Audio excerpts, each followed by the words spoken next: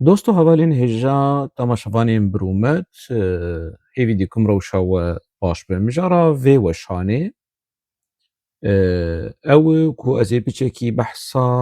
rewşa Partiya Yekîtî a Kurd li Sûriyê bikim. Ji partiyên giring e, rola wê heye, cemawerê wê hene,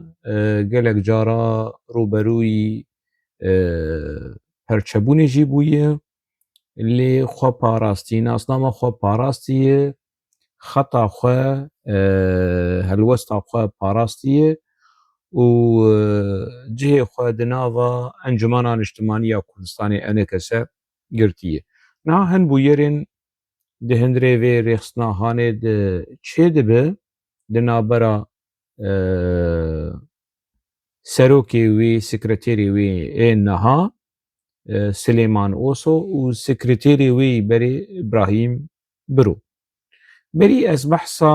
vê mijarê bikim û hûrgiliyên wê biçekî şirove nerîn, ev nerînin, hinek nerînin, hinek înformasyonin lê berî wê ji bo ku hûn nas bikin yanî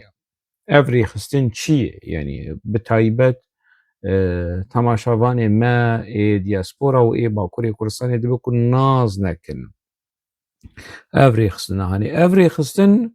Partiya Yekîtî hin grûbên ku ji partiyên din qut bibûn li hev civiyan û ev partî çêkirin. Partiya Yekîtî a ku ji partî qut bibû bi serokatiya rehmetiyê İsmaîl Umer, İsmaîl Emo, Partiya Kar a Kurd li Sûrî bi serokatiya Şêx Alî, Partiya Hevgirtina Gel bi serokatiya Fuad Alîko û beşekî ji grûpekî çepgir ku wekî Kedkarên Kurd li Sûriyê yan jî Partiya Şeğîlê dihat naskirin. Ev her sê, çar, pênc grûp bi hev re Partiya Yekîtî çêkir. Piştre li hev nekirin Partiya İsmaîl Emo û a Şêx Alî Partiya Kar bi hev re ma beşek wekî Partiya Yekîtî xwedan diyar kirin û partiya din jî bi navê Yekîtî berdewam kir. Ev grûpên çepgir yan jî ê ku bêtir bîr û boçûnên çepgirî di nav de hebû ji ber ku ji Partiya Hevgirtina Gel û ji Partiya Çep û ji Partiya Şeğîlê a Kedkar gihaştibûn hev, kutleya wê hebû xuya bû wilo insîcamekî hebû di nav vê grûpa Hanê de. Ev grûpa siyasî, ev partiya siyasî mînakekî wilo taybet û nûjen û xweşik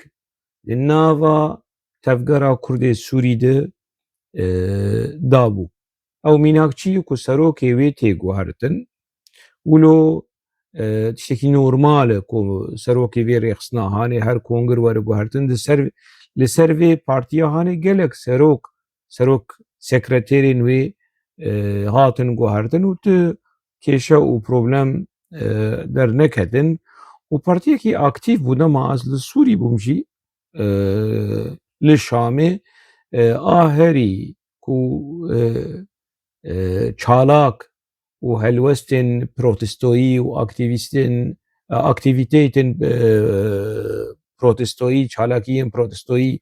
li dar dixistin ev rêxistina Hanê bû. Girtiyê wê jî hebûn, zindaniyê wê jî hebûn, xwedî rol bû. Rolekî wê di warê opozisyona Kurd di hundirê Sûrî dî li dijî rejîma Beşar Esed dema ku me re behsa wî bike çê nabe me re rol û ked û helwesta Partiya Yekîtî ji bîr bik.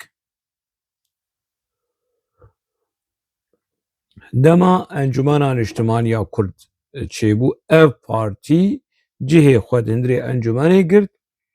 Partiya din a Şêx Alî û a rehmetiyê İsmaîl piştre İsmaîl wefat kir, Amir da hazir e, شيخ آلي بو سروكي وي او جهه خو يعني دوي اورتيده ام نب قنديل رنا ام نب اربيل رنا اللي دروا كي مزن دجين كو او بقنديل رنا دبن ما سيد بن قنديل رنا دمدي خدودنا فوالي خدولو ريكلاما في مثلا هاني دكن كو ام خدي هلوستكي سربو خنا دروا كي مزن دجين وخباندنا كي مزن دكن كو او بقنديل رنا ونبا اربيل رنا تشتكيولو تنالي برادرین پارتیا یکیتی اکو مجاراوی ویدیویی جه خود نوا انا کسی دی گرتن و حتی روژا ایرو اوی جهان دپاریسن ریوبریا PKK و پیاده هولدان پرچبون دناوا وی رخصنا حاله ده چه بکن و هنه کسایتین گرینگ و تکوشر و بناو و خودی گرانی با آلی خود کشاندن یان جی گروپکی وقتاندن یعنی نبون دناوا ریوبریا PKK و PYD کو نها هلوشیایی و انتگرده به دناو رژیم جولانی ده لی دناوا پارتیا خوشی دنامان نیناکز بیجم یعنی بريز حسن صالح بريز عبد الباقي يوسف إلى السويد نافي ويتشبو سعد الدين ملا قال كسين كوبري جهه وان دناوا بارتيا يكي تيدهبو ابوچیا بدكو دولابا ديركت نديركت بصوزا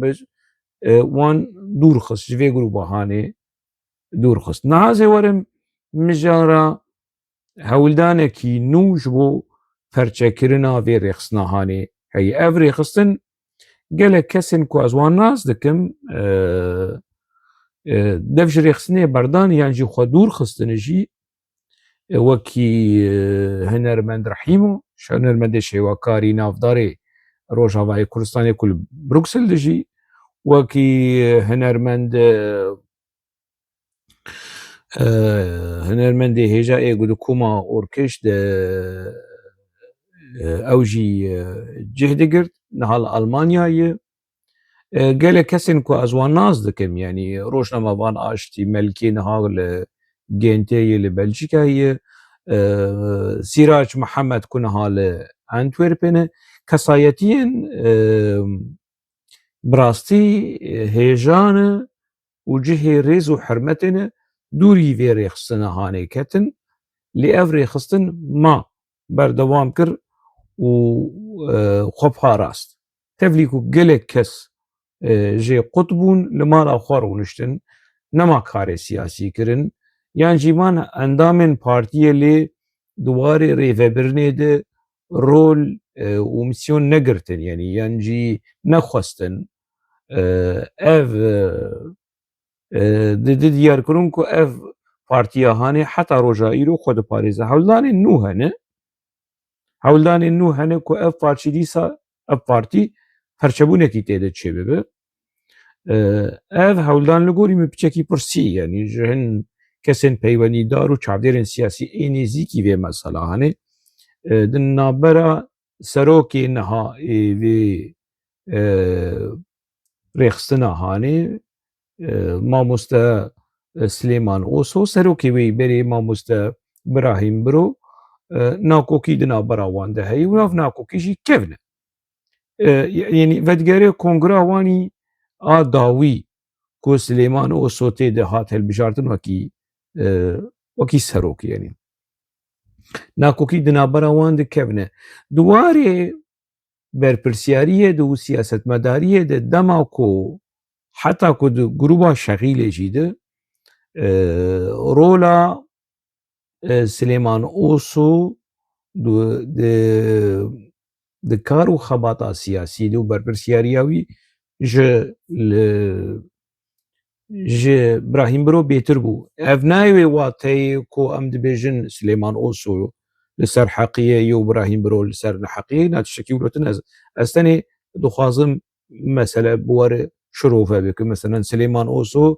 جه گرتي و زندانية تفقرها سياسية كردي سوري قد سالا نوتو یکی نوتو دو هات گرتن دندری زندانا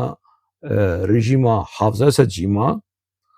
پشتی درکجی خباتا خو تێکوشینا خۆیان سیاسی بەردەوام کرد و حتا ڕۆژا ئیرۆ بەردەوام دکە ئەس هەردیە ناز دکەم ئەس سلێمان ئۆسۆژی ناز دەکەم وەکی کەس و مە هەفتووشی دیتیە لە کوردستانێژی مە هەفتووشی دیتیە و ئەس ئیبراهیم برۆژی ناز دەکەم مە لە کوردستانێژی هەفتوو دیتی و مە لە بروکسلژی هەفتوو دیتیە ئەس هەردوو کەسا ناز دەکەم لێ نەرینامە ینی نەیە شڕۆڤەکردن و ئەس وی آلی دیگرم جبر کو اصلا نه اندامه ویرخستنا هانمه از نرین خود بیجم یعنی شروعین خوا و نرینین خود بکو شاش بل لیت خوازم برادرین هندری ویرخستنا هانه بچکی مسئله فهم بکن یعنی وکی دوستکی وکی کردکی وکی چاودیرکی سیاسی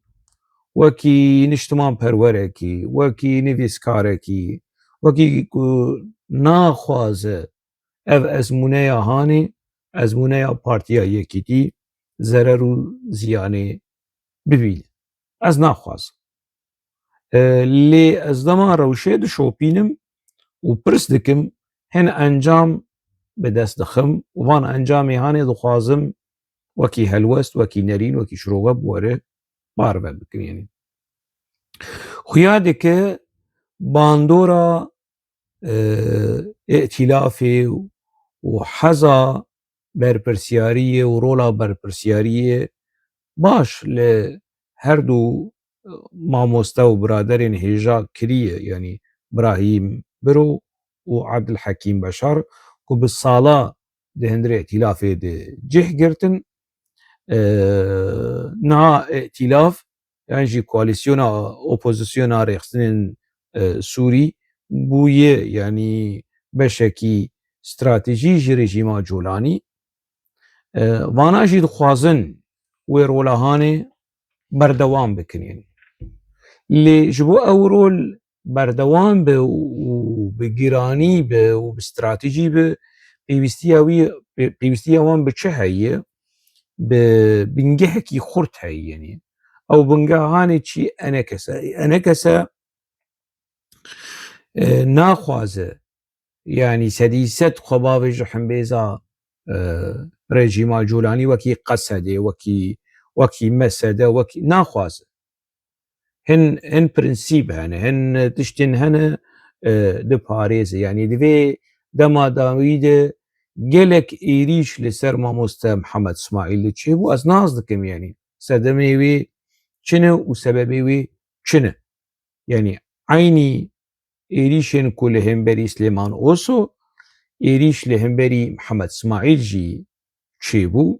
û sûretê wî fotoyê wî bi ew Fatin Remedan re û nizanim çi û pir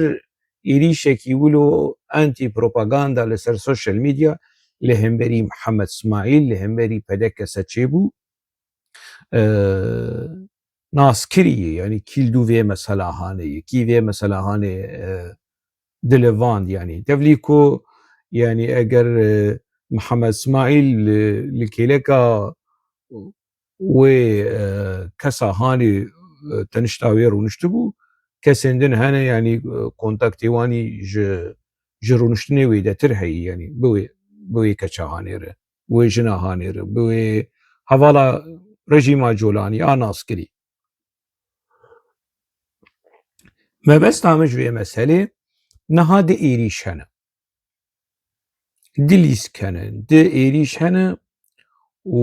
ne nezî hin ev êrîşê hanê li hemberî kesayetiya Mihemed İsmaîl û li hemberî pedekese û li hemberî kesayetiya Slêman Oso ne nezî hin yanî yanî Slêman Oso tê yanî tuhme ku li ser wî dixwaze cihê xwe biparêze û naxwaze cihê xwe biguhere û naxwaze kongir li dar bikeve tiştên bi vî rengî di nava kutleya yekîtî de îdî belav dibe min kola rastiya vê meselê çi ye ne rast e ne rast yanî û min piçekî nakokî yên mamoste Birahîm Biro û Sileyman Oso û tiştên ku di kongira wanî dawî de çêbû agahiyên kongira dawî ku Birahîm Biro xwest çend endam ferz bike li ser kongirê û mixabin kongir û hevalên kongir bi awî kir û bi a kongirê nekir yanî hevalî wî ku deng negirtin bi şêweyê dengdanên di hemû kongira di wekî saziya herî bilind di rêxistina de problem û kêşeyên rêxistina di nirê kongira tê çareserkirin Birahîm Biro tiştê ku xwest çi tiştê ku ji yekîtî xwestî heta niha bi awî hatî kirin niha hinek şertên nû dixwazin li ser yekîtî şertên rêxistinî ne şertên cih û berpirsyariyê meselen li gorî me bihîst Birahîm Biro dixwaze rêxistina Ewropa dirêxistin be yek jê yanî piraniya kesên dostî wî hevalê wî alîgirê wî nêzîkî wî li wê rêxistina hanê de cih bigirin ev li gorî me li gorî şiroveya me hazirî ji bo perçebûnê dema ku Birahîm Biro perçe bibe dîrekt rêxistina wî ya Ewropa hazir e ew grûpa duhemîn yan jî rêxistina duhemîn a Partiya Yekîtî li Ewropa yanî Partiya Yekîtî wê çi qesan biznayiya wê hebe gelo pêwîstî bi dirêxistinên gewre di hundirê Ewropa de heyî yan na tiştên din jî hene li gorî agahiyên gihaştin me eleqeya wê bi şêweyê li darxistina kongireyê çawa li dar bikeve hejmaran kesên li hundirê welat çi qeyse bin hejmara kesên li derveyî welat çi qeyse bin berî ku kongir li dar bikeve berî ku ev problemê hanê çareser bibe xuya dike mamoste Birahîm Biro dixwaze ji niha ve hin biryar werîgirtin ku yanî kongir bibe tehsîl hasil yanî tenê xitim bike û qediya çû tiştekî wilo heye û min ji gelek aliya pirsî aliyên nêzîkî yekîtî aliyên di nava yekîtî de niha rewş bi vî rengî ye ku zêdetirî şêst ji sedî bi Silêman Oso re ne rêveberî serkirdeya vê rêxistina hanê bi helwesta Silêman Oso re ne û bîst û pênc heta sî bi Birahîm Biro re ne tiştên li ser sosyal medya Birahîm Biro tiştekî belav dike Silêman Oso bersivê dide bi vî rengî ev reaksiyonên bi vî rengî bersivdayîna hevdû eşkere dike ku rewş êdî ber bi perçebûnê diçe kongir jî dar bikeve ne li gor kêfa Birahîm be Birahîm niha hevalê xwe û rêxistinê xwe tiştê xwe yanî wê ji xwe grûpekî çê bike bara xwe ji vê rêxistina hanê qut bike û navê xwe çê bike û li gorî agahiyan jî ku name ji eneke ser hatine şandin endametiya Partiya Yekîtî rawestînin niha krîzek heye alozî heye serokatiya wê nizanim çi çi bi vî rengî hanê tiştên gihaştî wê asta hanê ku yanî mesele teqiya ye kongir jî li dar bikeve û kongir ne li gor kêfa Birahîm Biro be wê Birahîm Biro rêya xwe dîtiye mesele yanî biryara xwe jî stendiye ev hemû tiştên ku niha hûn dibînin sînaryoneyan jî tîyatrin ji bo ku bigê ji wê qunaxa hanê qunaxa perçebûnê û ja em têkevin di nava xerecira êrîşa û kî heq û kî neheq û nizanim çi û bi vî rengî hanê ez naxwazim yanî mesele bigî ji vê rewşa hanê li gorî agahiyan yanî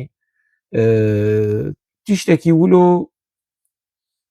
agahî ne ez nizanim yanî ez evan informasyonê hanê gihaştinê me û ez parve dikim yanî lê informasyonên ji cihên نيزيكي مثلا يعني اگر جدست عبدالحكيم بشار جي بهاتانا اوي پرچبونكي دهندري بدا كسيده شي بكرانا لي انا پرچبون هوالي وي هنه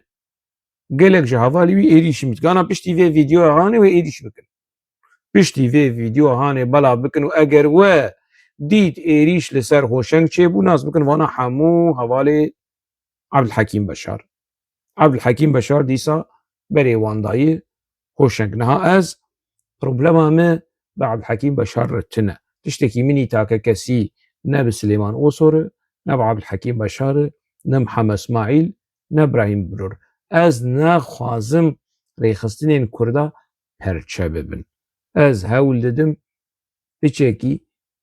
شروفه بكم از نكارم يعني بدستي عبدالحكيم بشار بقرم للدجي محمد اسماعيل از نكارم بدستي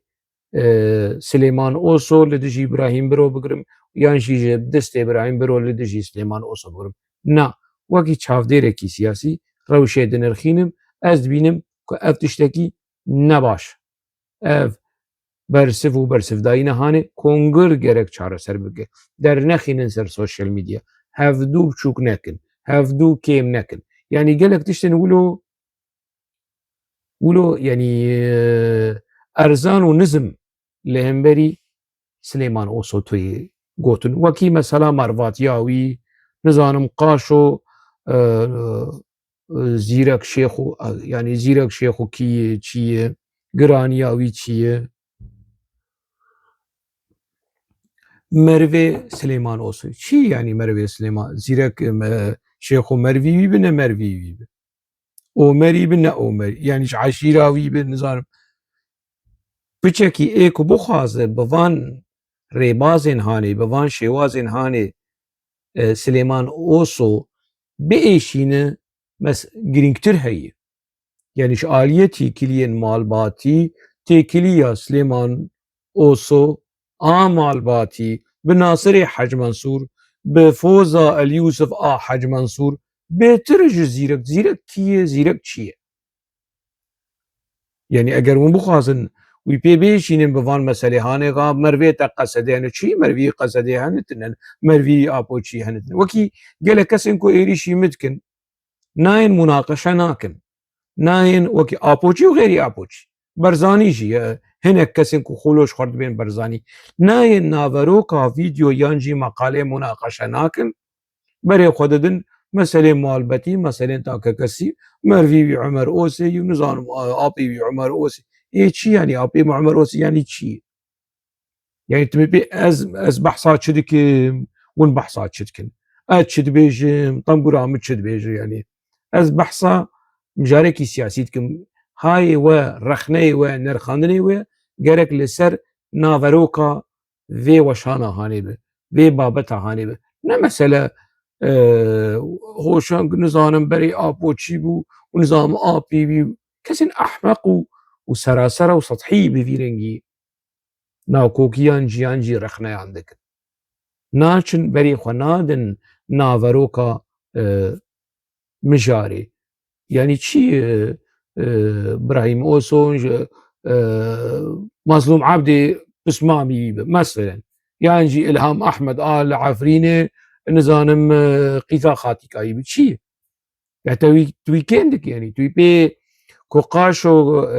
ketîbin bandora Qesedê û ketîbin bandora Qendîlê û ev çîrok mîrokê yani çîrokê qusûrê negire rêz û hirmet ji bo jina yani ê li ser tenûra jî ê ne li ser tenûra jî yani wekî Kurd dibêjin ev gotinekî gelerî yani ev gotinê bi vî rengî wekî gotinê pîrekên ser tenûran e yani bêwate ne û wilo kesên bi vî şêwazî nêzik bibe demekî mesela wî ya siyasî ecendeya wî ya siyasî armanca wî ya siyasî ne rast e ez behsa rêxistinekî siyasî dikim ez behsa problemên siyasî di hundirê rêxistinekî dikim ku gerek hemû kêşe ê rêxistinî کەسایەتی گرێدای ڕێڤێبرنێ گرێدای خەتا سیاسی دێ هەندرێ کۆنگرێ دە وەرە نیقاشکردن وەرن چارەسەرکردن مەیدانا وێنە سۆشیال میدیایە ناکۆکیên di navbera eger ez bim ez ne endamê tu rêxistinî me nakokiyên rêxistinî di hindirê rêxistina de tên çareserkirin yekî ku problem û kêşeya wî ya takekesî meselen bi endamê yekîtî bi kêfa wî ji Fuad Elî Kornayê pêr nayê qurtandin Fuad Elî ko erê di hindirê rêxistinê de tu dikare hemû çîrokên xwe hemû rexneyên xwe hemû belgeyên xwe deyne ser masê û bêje wela Fuad Elî ko yek do sê çar yekî endamê yekîtî kêfa wî yan jî dibîne Silêman Oso asteng e ne baş rola xwe misyona xwe karê xwe peywera xwe a sekretêriya vê rêxistina hanê ne baş bi kar anî rêxistin têk çû rêxistin şûn dema karê rêxistinî pêş neket di hindirî rêxistinê de ev mesele tên çareserkirin dernakevin derva ev meselên rêxistinî tiştê ku dema ku derdikeve derva û mijar mijarekî rêxistinî ye yanî ne daxuyaniyekî siyasî ana daxuyaniyekî siyasî bes bersivê bidin yan jî heqê her kesî bersivê bidin endamên yekîtî ne endamên yekîtî Silêman Oso kesayetiyekî giştî ye Birahîm Biro kesayetiyekî giştî ye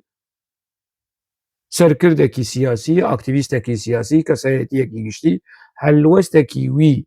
derbarê rejîma Sûrî şaş bi derbarê Qesedê şaş bi ev cihê nîqaş û danûstandin û nirxandin û rexneyayî mafê her kesî lê mijar û babetên rêxistinî dibe di hindirê rêxistinê de bin ev tişt mixabin niha newloyê hin kes dixwazin ev rêxistina hanê ev ezmûneya hanê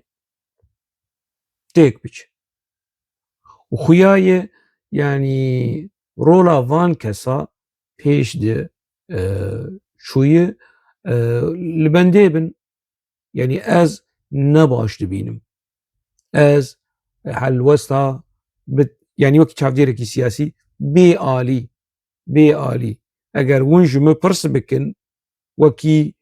objektif bê alî helwesta kî yanî rola helbet rola her diya heye rola Silêman Oso heye rola Birahîm Biro heye di vê kêşeya hanê rola her diya heye lê herdû ne wek hevin rola her diya ne wek hevin yanî li gorî me berpirsiyarî û rola Birahîm Biro di vê kêşeya hanê de serê sedî heftê heştê derbas dike rola Birahîm Biro jî a Silêman Oso jî di nêzî deh heya bîsta ev tişt heye ez wilo dibînim ez wilo dinirxînim bi vî rengî dibêjim û ez berpirsiyarê nerîna xwe me min xwest di vê mijarê de ez biçekî hişyarî were parve bikim bi taybet endam û serkirde û dost û aktivîstên ku di nava vê rêxistina hanê de kar dikin ez naxwazim yanî zerer û ziyan bige ji ti rêxistinên Kurda binerin vê ezmûneya hanê heta niha serokê xwe diguhere biçekî aktîv e yanî ji kengî di Cemalê Şêxbakî serokê partiya xwe ye bijmêrin sala bijmêrin ji kengî di Mihemedê Musê serokê partiya xwe ye sala bijmêrin ji kengî de kî jî Şêx Alî ji kengî de ji wefata ji rehmetiyê yanî İsmaîl Emer İsmaîl Emû heta niha Şêx Alî serokê vê rêxistina hanê ye nayê guhertin xweziya ji mala Xwedê re tevlî ku ez pir rexne li Azad Elî dikim were Azad Elî bibe serokê vê rêxisnehanê Azad Elî wekî akademisyen, wekî nivîskar, wekî aktivîstê siyasî yanî hêjatir e ku bibe serokê vê rêxisnehanê ji Şêx Elî. Şêx Elî çi wî heye? Çi wî heye? Yani ew ji xêrî kutleya wî û efrîniyên ku wî diparêzin niha li ser piyade hêlin, piranî efrînî lê yani wekî din tiştek wî tune. Yani asta wî ya rola wî û asta wî a rewşenbîrî, a nivîskarî nagêje Azad Elî. Xweziya ji mala Xwedê re sibe ya disbe Azad Elî bibe serokê vê partiya hanê. Evê kompleksa Azad Elî jî çareser dibe. Yani ew jî wilo hez dike bibe tiştekî wilo siyasetmedarekî giring serokê partiyekî di CVya wî de were qeydkirin ku bû serokê partiyekî siyasî. Di CVya wî de mesela muxtemere bixwîne nizanim pirtûkê wî ev in, lêkolînî wî ev in, nizanim çi wî ev in û bû serokê partiyekî siyasî. Xelas wê kompleksa hanê jî wê eqda hanê jî hel dibe. Xwestka wilo be. Lê li vê ezmûneya hanê binerin ezmûneya partiya yekîtî mijara vê vîdyoyê nermayiyekî heye. Cihê nirxandinê ye û gerek cihê parastinê be û gerek cihê pêşxistinê be, pêşketinê be jî. Ne ku mere were wê perce bike, mere were wê parve bike ji bo hin berjewendiyên şexsî û takekesî. Piranî mesele takekesî ye. Ev nakokiyên niha hene, nakokiyên takekesî ne, şexsî ne. Ne mijara xeta siyasî û nizanim çi û filan kes ji xeta siyasî derket û nizam çi. Mesele ne wilo ye. Ne wilo ye û Kongreya berê jî endam û berpirsên yekîtî vê mesela hanê dizanin û di kongrê wanî pêş dijî wê bêtir qeşartî û zelal belkî berê kongrî jî be. Yani êdî grûpa Birahîm Biro xwe elam bike wekî rêxistinekî, wekî partiyekî, navê yekîtî be, navekî din be, navê çi be, tiştekî wilo heye. Ez hêvî dikim ez şaş bim. Ez hêvî dikim ev nirxandin, ev rexne ne di cih de bin. û yanî mubalexe be nizanim çi û nerast û ez hêvî dikim wilo be. Ji bo ez niha bi Kurdî de axivim, ez bi zelalî de axivim. Tiştekî sibe kesên din dostên Birahîm Biro ya dostên Ebdulhekîm Beşar kirasê din li min nekin. Ev kirasên ku her tim tê gotin û ev benîştê her tim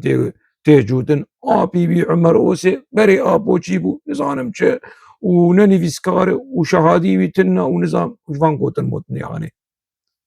Ev çîrok û çîrvanokê han ne ez guh didim wan, ne ez bersiva wan didim, ez bersiva tiştê bûwate bi naverok didim. Li vir ez têm dawiya vê weşanê, vê mijarê heta mijarekî din di nava xêr û xweşî